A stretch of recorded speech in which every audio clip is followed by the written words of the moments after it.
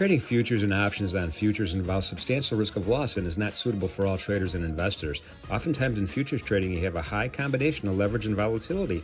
And although this could be an equation for opportunity, it's also an equation for risk. So be careful. Only fund your futures trading account with risk capital.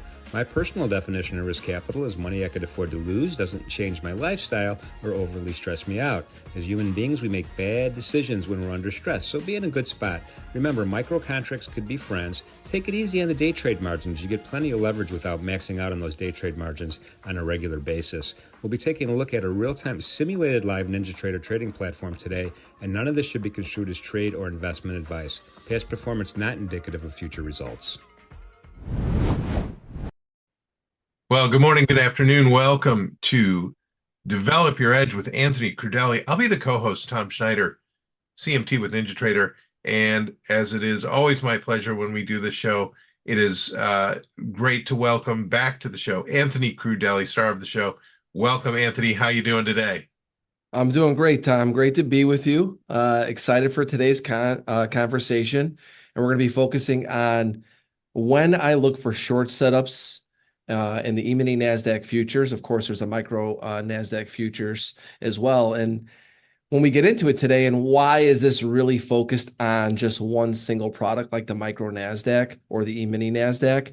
And I think when you look at futures products, you really have to understand that these markets have personalities.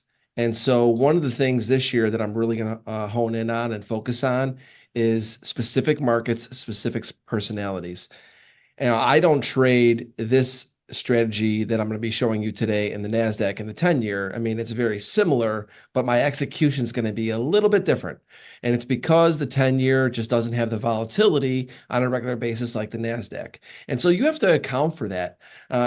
One of the things I think is so important, especially as we have a lot of new traders watching this, is develop a relationship with the market. Understand the personality of that market, because some markets move really fast and some markets don't, right? Some markets have really wide ranges, some markets don't. I mean, there's different nuances. And I go back to my mentors who used to always talk about context and nuance. And so today, that's what I'm going to focus on. I'm going to focus on the context of the situation, market environment, and then the little nuances that the NASDAQ has that's, I think, a little bit different than the other indexes.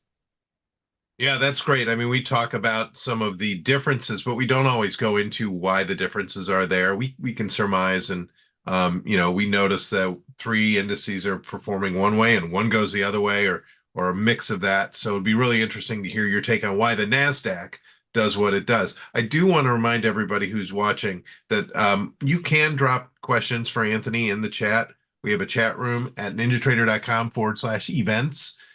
Just hit the play button, put a handle in. I'll be monitoring an internal document we have where Mission Control is going to push us any questions you have for Anthony about this topic, or maybe some other topics from previous shows. But just want to let everybody know the chat room is open for questions for Anthony. But, let's get right into it. I can't wait to hear what you have to say, Anthony. Yeah, and to highlight the questions, I was the guy back on the trading floor when I was there, and I was asking everybody all sorts of questions. There are no dumb questions, and I look forward to any question that you have out there for me. So if you have any questions, don't hesitate to put them in there. So let's start off with really my rules. I keep a little book with me, and it really talks about each market and how I'm going to approach it. And, I'm constantly really tweaking this. I wouldn't say constant. It's not happening on a day-to-day basis. It's happening really on a month-by-month, year-over-year basis. But there are some simple things in here that when I look at the E-mini NASDAQ that I'm very conscious of when I come in and step in and look at the day. The first thing I want to talk about is market environment. There are only three environments that I look for to short the NASDAQ. That's either mean reversion, which I talk about a lot here. We're going to show you what that looks like. That is a market environment. Range expansion lower, or I look for shorts in NASDAQ in consolidation periods. That's it. I never, ever look at shorts, consider shorts in range expansion higher, especially in the NASDAQ, right? If there's any market that I do not even consider it, it would be this one. I think you've all probably gotten a really decent education even if you're new to trading futures, how much that NASDAQ can go in one direction, especially higher. So it's one of those things where you got to be very careful of fading it. And that's why I want to focus on this today. Other notes that I have, and it's similar in all of these markets that I follow, multiple confirmations. One of the keys is when you're looking at a market that you're trying to short. And I think that when you're trying to short futures, because one of the things that's great about futures is the ease of access of being short, but it's also, I think, a detriment to a lot of new traders because you can come in and get short and you're going against really the grain. The markets overall are meant to go higher, whether you want to believe that or not. When I started, the S&P was at 600. It's at 40 something hundred. I wish I just bought the S&P and held it, but that's a different story, a different show. But ultimately, they're meant to go higher. So anytime you're looking at short, one thing I'm always really conscious of is multiple confirmations. Make sure that that short is showing me more than one look, right? Not just jumping in at resistance. Quick on, quick off with trailers. That's something that I look at in the NASDAQ, especially because with NASDAQ, I try to spread them out a little bit, my offers. And then when I get in, I try to rotate out of it as soon as possible, get a trailer on, and then try to just, work my stop and let that thing run if it can, right? It's very hard for me to sit in a very large position in the NASDAQ, especially in some of these market conditions, because most likely they're going to shake me out and trigger my stop, right? I mean, the slippage is so much greater in the NASDAQ than it is in the S&P. Price is not as important. So therefore, you want to try to rotate to a smaller position as quickly as you can. I always look at it as a rule of three. I've been doing this for 20 something years with the rule of three. I think that if you're just trading one lots, it's really difficult because you can't really scale in and scale out. You're held by one price in, one price out. But with three, if you break them down into three, you are able to sell one, sell one, sell one, or sell two, sell two, sell two. And then when they rotate, you rotate out of two, and then keep your trailer. So I think that that's an important aspect, especially in the NASDAQ versus like an S&P or like a 10-year or some grain markets where you can really be a lot more aggressive at a single price because in those markets, price matters more than it does in the NASDAQ. Really look for extremes with NASDAQ because you don't think that they're going to get there, even if you want to be short, and a lot of times they do. It's going to depend on market environment. And make sure you keep an eye on cumulative delta. Order flow is so key. I know that NASDAQ doesn't have the order flow that you're going to see in the E-mini S&P, but the NASDAQ still is going to give you some clues with order flow. I think it's extremely important to watch. I do not like days to be shorting NASDAQ, even if it fits into all this other criteria, if they're building cumulative delta to the upside, because those are the days where you could just get blasted and it could, the market could just be building against you. So you have to be very cautious of that. And so cumulative delta is something that we've talked about a ton on this show, but you have to keep an eye on it, even in the NASDAQ, not just the S&P. And so that is the basic rules that I have before we even look at a chart. And I don't know if you want to discuss that, Tom, but to me, that's where I come in mindset-wise before I even look at the environment. No, I think it's great. And, as you were talking about the rule of three, I think that's so key. Rule of three really not being about three lots, right? It's really about three groups. And you mentioned the micros. So you could actually substitute three groups of three micros for almost one regular and achieve what you were trying to do, right? Which is scale in, scale out of a trade. So rules of threes is not really three lots, it's three positions. I think that's really cool. Yeah, if there's any market that I would highly recommend scales in, it would be the NASDAQ over any other market. Russell probably would be second. S&P, I'm definitely a lot more all in a closer, tighter range, just because once again, I think that price really matters. Look at the market personality. The NASDAQ tends to find prices you never thought they'd find. Good and bad for you. So that's why I tend to really be a scaler in the NASDAQ. So let's take a look at the chart. And I talked about market environment. 3 market environments that I look at: mean reversion, back into primary trend, which in this particular case, mean reversion will be from a bullish trend, range expansion into a mean reversion. Okay, we would look at consolidation or range expansion lower. Now, it's been quite some time since we've had a range expansion lower in NASDAQ. Honestly, it's probably been about a year, maybe even longer on a daily chart. And so here we have the daily chart, and what you look for is, and some of you, this may be new, some of this might be repetitive, but it's important because this is really the key for me understanding how I want to step in and day trade the NASDAQ. In this particular situation, you see anytime the mouth of the Bollinger Bands are opening up and the market's going higher, simple 5-day moving average, that is the potential for range expansion higher. I do not even look at shorts. I just go, whatever. I don't care how far that NASDAQ goes. It's when the portfolio does well, where all your NASDAQ stocks that you're holding in your long-term are doing well, and you're not coming in and shorting futures against it.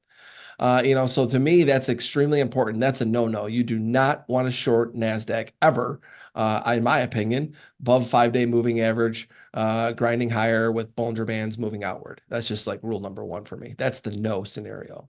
When you can't start to look at it is Bollinger Bands start to revert back in, you get below the 5-day moving average. Now you are in what I consider mean reversion. Now, that doesn't mean bearish trend. That just means mean reversion. It means that the market is finally now kind of tapped out and said, maybe we're done going higher. Maybe we start to rotate back lower. So you're looking at rotation. So right away in your mind, when you look at the NASDAQ, you're going to say, okay, we could be rotating lower. Now let me go and take a look at my shorter term stuff. And if I start to get some proof through these other things I've talked about, I'll step in and look at short and NASDAQ. Next scenario we look at is consolidation, which is what we've been in the last probably 1, 2, 3, 4, 5, 6, 7, 8, 9, 10 days, where we got back above the 5-day moving average, but we're kind of chopping around the 5-day. It's just kind of in between, the Bollinger Bands, and the top and bottom Bollinger Bands are flat. This is really the beauty of using a Bollinger Band because it helps you understand market environment. If the Bollinger Bands are just flat, you're most likely just in consolidation. It doesn't matter how much volatility you have within that movement intraday, and you're like, oh, we're going to rip higher. Oh, no, we're going to rip lower. You're never going to really pick it perfectly and know when that's ultimately going to happen. I mean, yesterday, you probably had a lot of people thinking this thing's going to keep going lower. And then here we are right back up to the weekly highs. And it's like, okay, but when you look at the Bollinger Bands, it's telling you consolidation, which means two-way tape. And if it's a two-way tape, on multiple confirmations with extremes, with cumulative delta, I have the potential to look for a short scenario in NASDAQ. Now it's going to depend on what's going on in the short term. So let's take a look here at the short-term chart. So now we know right now, currently, we are in range consolidation, right? That changes if we start to push higher, close above the 5-day, and the top Bollinger Band starts to push higher, which could happen today. I don't know. We'll see how the day goes, but that's when it starts to turn into a no again. But what I want to do is I want to go back this year, and I want to go back and show you guys some scenarios that make a lot of sense when I look at the charts. Now, I wasn't taking these trades. I really haven't been doing much of any NASDAQ so far this year, just because I've been focusing more on the S&P, but I went back and did some homework, and I was looking at just what the NASDAQ was doing. And I keep this in my playbook, and I look to see if we get back in that either mean reversion or consolidation type scenario. I have examples of what type of days have worked. And this is where we go back to my 3-minute opening range, which is going to be, this is a 3-minute chart, regular trading hours.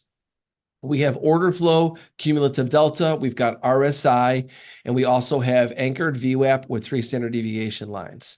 Okay, these are the indicators. I've done a ton of shows on Develop Your Edge.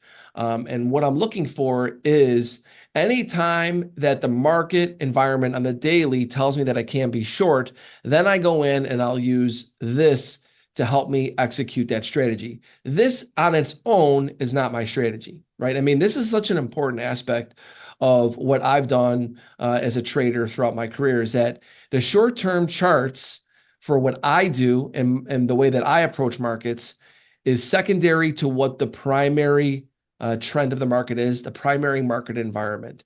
Because I want to be on the side of the market or not be on the side of the market, either where I'm going to get the majority of the strong flows, we'll call it, or I'm going to get strong reactions, versus fading where I think the primary market is going. And as a short-term trader, why do I want to step in and fade that? I think one of the things that's so important to understand, and this was really key in my success as a trader, was find days where you just know not to trade.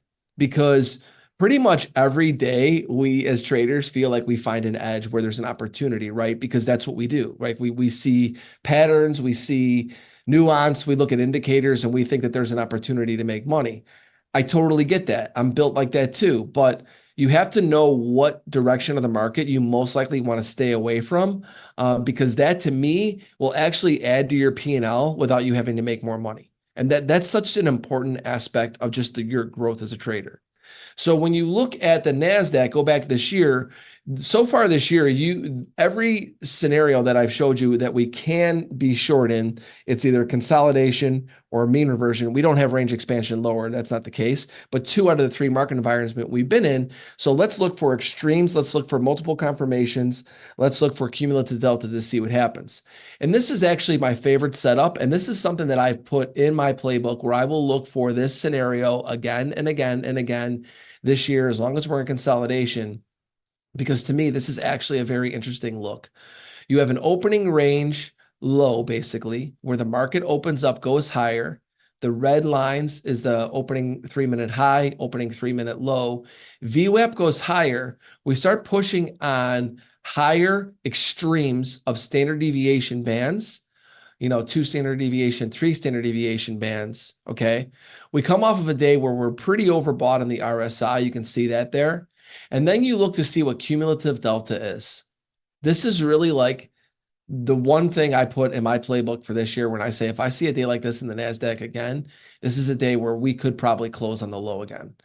So this is like an ace setup for me, where you see this here, you try to go higher, and delta's building short. Just cannot go up.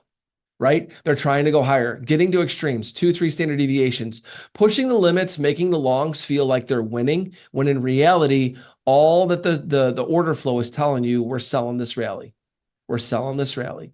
And what's interesting is that you have the VWAP that never gets inside the opening range. And I've talked about this. This is key. Anytime I have a VWAP that's stuck in opening range, most likely 2-way tape, and I can fade the extreme. Right? And so the extremes are the 2 and 3 standard deviations. So in this particular instance, you look at this day, if I'm just putting stops outside of 3 standard deviation, I am trying to get short and just keep rotating and staying short. And eventually the market closed on the low. Every time that the market tried to build higher back above the VWAP, even though the VWAP was within the 3-minute opening range, anytime we got to a 1 or near a 2 standard deviation, sellers came in. You could just see it with cumulative delta. They tried to buy it, and it just did not work. And ultimately, cumulative delta on the day closed on the low.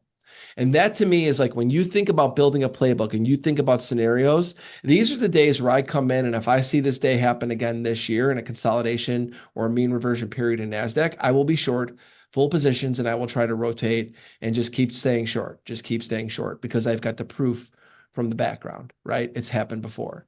Like you look at these days where you could see, I'll just move these opening range highs and lows, and you could see, actually that was just a half day. When you look here, you don't want to short it now. Once again, even though we're in the context of the other things I talked about, because the VWAP's above the 3-minute opening range. If it's above the 3-minute opening range, I'm not short. It's just no, I can't get short. VWAP has to stay within the 3-minute opening range or below it. So you just keep going back and, you're looking for scenarios. Let's look at this scenario here. Same thing. You don't need to draw a line. You can see VWAP gets above it. Here you might have got knocked around a little bit, maybe a little bit of a rotation you made, which goes back to why I said quick on, quick off rotations with trailers. Because once the NASDAQ gets above that opening 3-minute high with the VWAP, I can't be short anymore. And look at the rest of the day, we rallied, you get smoked.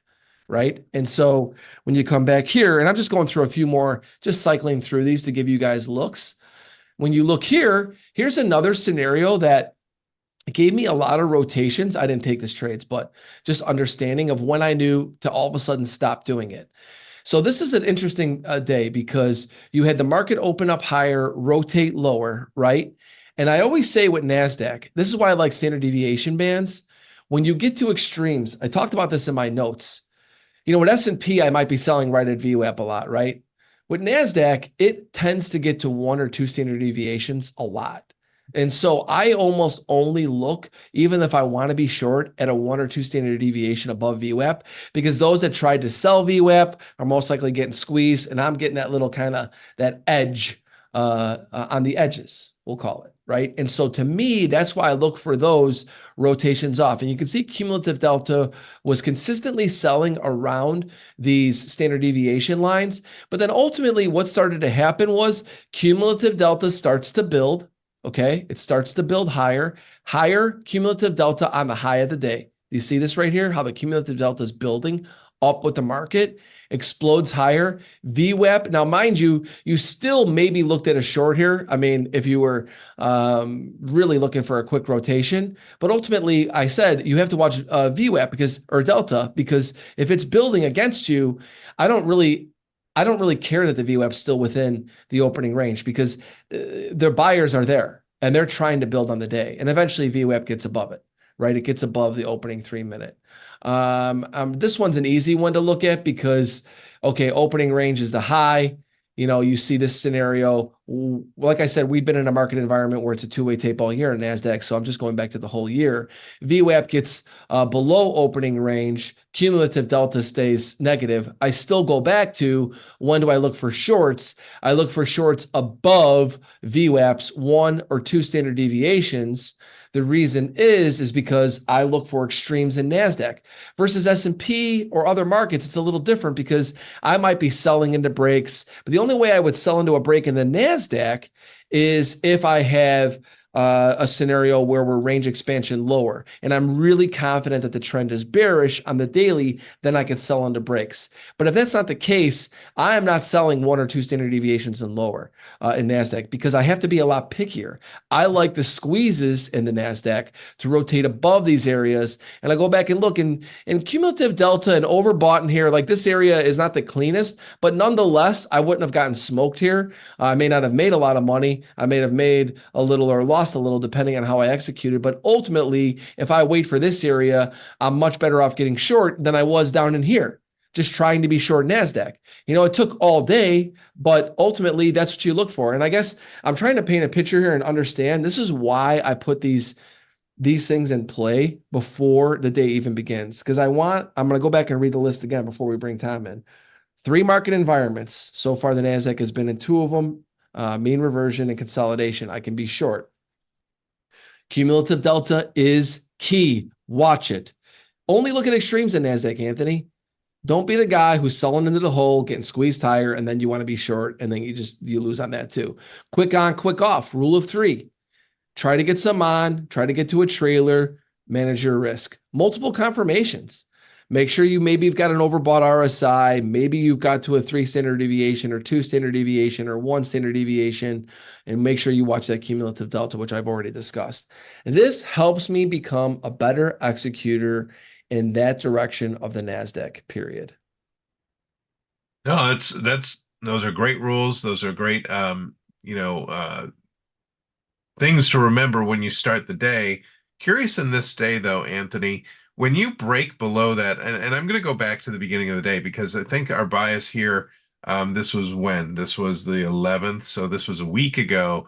I think we were in a consolidation rate, in that time frame, right? We were consolidating. Would you consider that consolidating? Yeah. Right? Because the Bollinger Bands they're not expanding. They're not contracting. They're just kind of going sideways.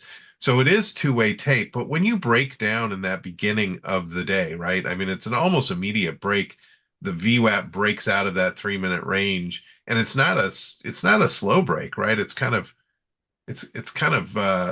stark, right? It's kind of steep. So right around that time, are you looking for a pullback to the VWAP, or are you looking for more extremes? Are you waiting till the end of the not the end of the day, but are you waiting till the afternoon to get above that 1 standard deviation band before you go short? Multiple confirmations. So it goes back to it. This particular instance, I'm saying, okay, VWAP's below opening range. I want to start looking for shorts. Go back to my rules for NASDAQ. Extremes, multiple confirmations. Watch cumulative delta. Cumulative delta to me was not necessarily steadily growing where it was just getting buried. It kind of made this low here and just kind of consolidated near the bottom, and you're oversold. Why do I want to sell an oversold NASDAQ on a 1 standard deviation? My stop's too wide. So I look for the extreme. Here's the one thing that I look at. If I'm really picky about my trades, like when it finally gets there, I'll allocate a majority of my day risk in this particular instance because I waited for it. What do I mean by that? So let's just say that some of you have $500 of risk per day. Some of you risk 150 per trade. That's only 450. I understand that. But let's just say that you're looking for 3 trades a day where you risk 150 bucks, right? And your risk is 500. Well, what I'll do is when it gets up to that look where I'm finally overbought in the RSI, where I finally see cumulative delta, a little bit of a good response here, multiple confirmations, 1 standard deviation above the VWAP, I step in and get in relatively aggressive short here. And you actually had a pretty decent pullback, probably a 50 points in the NASDAQ, somewhere like that. Well, I'll allocate 2/3, if not maybe 3/4 of my daily risk in this particular instance. And so I'll put my stop a little bit wider and I'll be able to add some additional contracts. Remember, there's micros for this as well. And I'll try and rotate out of this trade for a scalp. Versus me, death by 1,000 cuts trying to short an oversold NASDAQ with cumulative delta that's really not pushing lower. Right. I think that's the mistake that most traders make. Is that you want to be short and you're afraid this day is going to get away from you. But I go back to this. This is the nuance of the NASDAQ.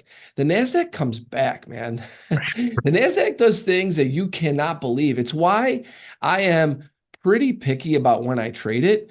And it's really because the minute I am overactive in it on a regular basis, I'm most of the time losing. Period. I mean, I wish I could tell you otherwise, but when I get super aggressive this market, it just starts chopping me up, right? And so I really try to stay patient. And so I'll allocate more risk and I'll catch 1 or 2, bangers on this thing and it'll pay for my next 5 or 10 losers, so it's like I don't want to try and over manage NASDAQ. Now S&P, it's different. We'll get into that when I do an S&P show, but for the NASDAQ, it's like, man, I've just learned my lesson with it. It comes back. It's so the way that my style is and whatever, and I know some people might be more active than I am. Just understand that if you're more active than I am and you're trading NASDAQ and you're looking for short setups, build the same thing. It doesn't matter what my confirmations are. You need to have multiple confirmations. Make sure you're watching cumulative delta and order flow. It's extremely important. It'll help you become a better executor of your strategy. And just understand the bigger picture environment. Does it make sense to sell a low into a NASDAQ? The only time I want to sell into a breaks into NASDAQ is range expansion lower. If we're in range expansion lower, I'm selling 1 standard deviation NASDAQ because it's worth the risk. Right. Because we're making lows. Go back to 2022. It's a different market. Right now, it doesn't make sense. You sell the holes in this market, Yep. You're getting beat up, man. No, that's a good point. That's a good point. You mentioned micro NASDAQs, micro NASDAQ as a viable option. Is this a place where when it's two-way tape, you're using micro NASDAQ a little bit more? Yeah, I think that honestly, I think if you're a retail trader with an account, I would probably say, I mean, I hate giving people financial advice, but let's just say, if you have a relatively small account, you should be using micros. I mean, I think if you have a larger size account, 50K, 100K or higher, you can go to the bigger NASDAQ. But, if you have a smaller account, why wouldn't you use the micros? It's a better product. It's a better product because you can get as big as you want in it, but you're not price sensitive. I mean, that's the bottom line. When I look at when CME put out these micro contracts, to me, the micro NASDAQ is a great product for the retail trader because the big NASDAQ, I think the E-mini is too big of a product for most retail traders. There's too much volatility. Our boy Jim Cagnina told me coming in today, average true range around 217. Well, if you look at that on a relative basis, so if you're trading one big contract, you're looking at $4,400, whatever it is, on a regular basis on one contract from peak to trough. So on micros, you've got a chance to hold your position. You can widen your stop. You have a stronger hand in your position. What does that mean? I can widen my stop a little bit. I could rotate. I don't need to be as price sensitive. I don't have to step in. And just because we get to the 1 standard deviation and I'm trading the bigger product, I've got to be in. You can inch your way in with a micro. And the micro actually, NASDAQ is outpacing what it is for the micro E-mini S&P to the E-mini S&P. E-mini S&P is the biggest product out there when it comes to index futures, but the micro NASDAQ has the greatest growth rate in terms of micros, catching up to the volume, if not surpassing the volume within the NASDAQ. So it's extremely liquid as well. And I just think overall, most traders that are retail futures traders should be using micro NASDAQ. Unless there's situations where it's a tight risk and you're like, you know what, I can go to the bigger one. Okay. Yeah, right now, today, just looking at the volume of trading, micro NASDAQ leads them all in terms of stock index futures. Exactly. Yeah. You know, so I mean, the liquidity is there for a market that's got a super wide range. So it just goes to show you that, you know, this is where the majority of, you've got a lot of market makers in there, you've got a lot of traders. So liquidity's there. I mean, you know, and it just doesn't make sense to take on more risk when you can scale into that same amount of risk. Exactly. Well, thanks for that, Anthony. People want to continue the conversation with you. Where can they find you? Check out my Discord. It's free. You know, I've been out the past couple of days, not been feeling great. I'll be back in the full swing next week. I put out a free morning note every single day on market environment. You know, people ask me what my strength is. My strength is understanding what side of the market I want to be on. It may be wrong, but ultimately I have the conviction on that side, and I understand, you know, market environments extremely well. And so it really has helped me benefit my day trading, and I put that out for everyone to see for free in my Discord. I've got a lot of cool stuff coming up there as well. You could follow up that conversation with Develop Your Edge. And this show is we're building a whole area for Develop Your Edge in the Discord. So that is in the description, or you could find it at anthonycrudele.com or Anthony Crudele on Twitter. Awesome. By the way, I've had to report another imposter today on Twitter. That happens. That means you've made it. I take a few days off from not tweeting because I haven't been feeling good, and they're all coming in and trying to steal me. That's right. Well, we won't let them do that. Thanks again, Anthony, for another week of great information. Hope you're feeling better, and appreciate my time with you, and I'm sure our viewers do. So want to thank all the viewers for being here as well. And in the meantime, we'll finish the day with Mike Burke. He has some great analysis at bars closing, and wish you all some great trading in the meantime. We'll see you later.